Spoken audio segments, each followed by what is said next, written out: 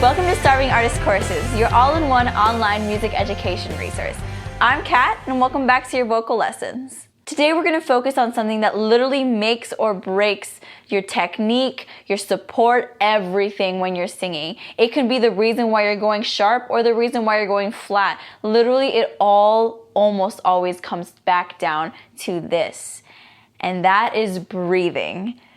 I know. Super duper simple and easy, something you've been doing since the moment you were born, but it's breathing. And this really can help your technique, but it can also be the reason why you're not where you want to be. So if you've been singing for a while, you probably have heard people say, breathe from your diaphragm. And that is just a way to say, hey, from right around here. From a place where you can have stability. So instead of it being, breathing from your shoulders, like this, like where all your support is everywhere, all the way up here, you want it to be a low support, steady. So as if you're breathing like this. You know you're probably breathing wrong or incorrectly if your shoulders start to go up. If you breathe and you go, and that happens, you see how my shoulders went up?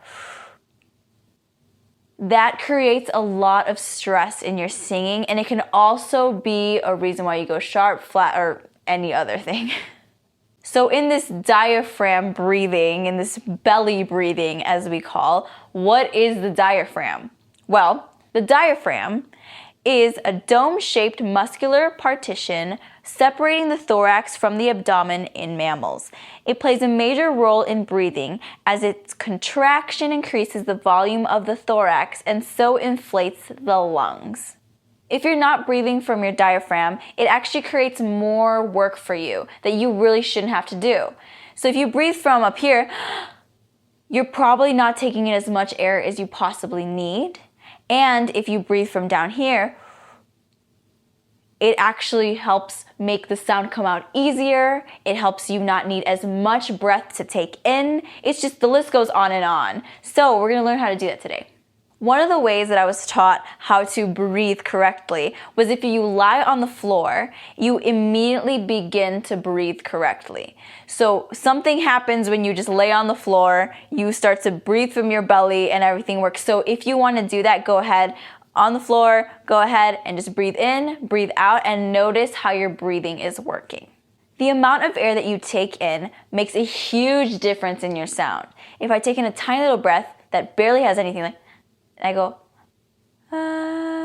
it's very unsupported, it's very breathy or just barely there and it's not really present. But if you take one and you're grounded and you are ready and you go, it sounds beautiful, it sounds gorgeous, it sounds grounded, it sounds present, and it sounds there. But there's ways to figure out how much is too much air, how much is too little air.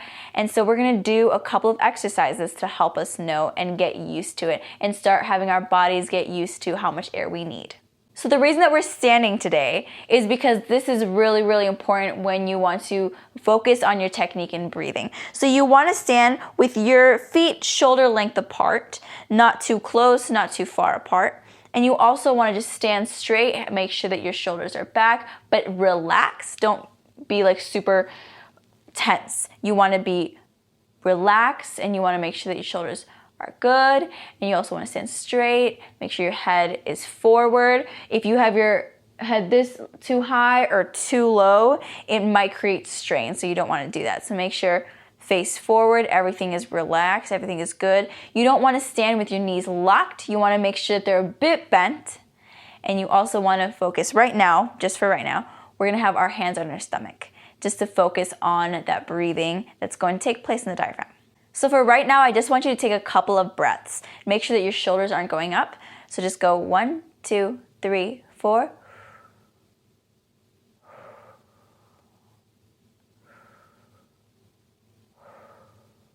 Again. So now what I want you to do is focus. Was your stomach going out? Was it getting bigger when you were breathing in? Or was it contracting, getting smaller? Because you want to make sure that when you inhale, you're filling up. So your stomach does pop out a little bit more. So don't feel bad about it. It's supposed to happen. Don't try to hide it. So now I want you to breathe in for 4 counts. So I'm going to count you in 4 counts and then you breathe in for 4 counts. So let's go. So it'd be 1, 2, 3, 4. And then exhale.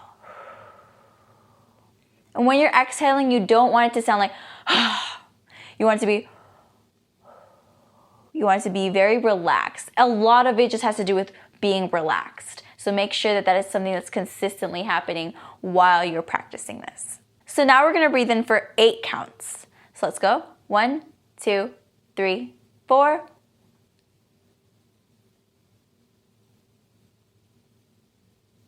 And then breathe out. So make sure you don't want to be letting out all your air like, because that's not how you want to do it. You want to make sure that it's consistent breath flow and exhaling. So now we're going to breathe in for 4 counts again, and then we're going to let out a small, low sigh. So it's going to be 1, 2, 3, 4.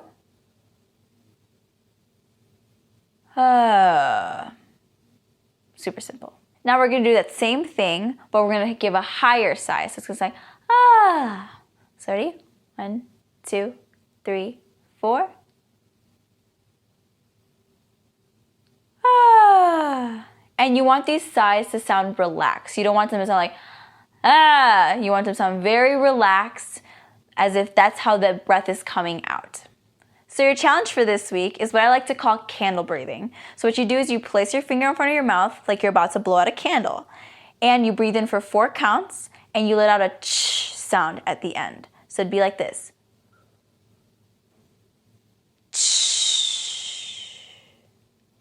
And then once you get comfortable with that, you start and do it again, but this time you do ch, ch, ch sounds. So for example,